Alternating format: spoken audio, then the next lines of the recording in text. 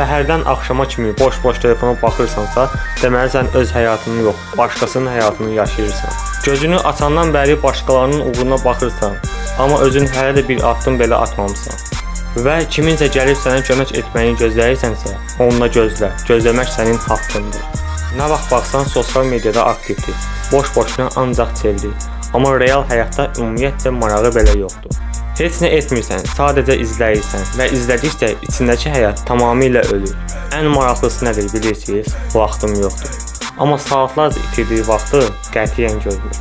Bəhanələrin yalnız səni yuxuda saxlayır, amma həyat oyanmış insanlar üçün yazılır. Yəni ki, sən arxanı divandan qaldırıb öz işini qurmağa hazır deyilsənsə, müdirin çox şanslıdır. Lakin sən heç vaxt onun kimi olmayacaqsın. Çünki sən maaşı işləməyi seçmirsən. Öz həyatını özün formalaşdır. Müdirin ancaq sənə yaxşı işçimdir deyəcək. Amma bu sənin irəliləməyinə qətiyyən kömək etməyəcək.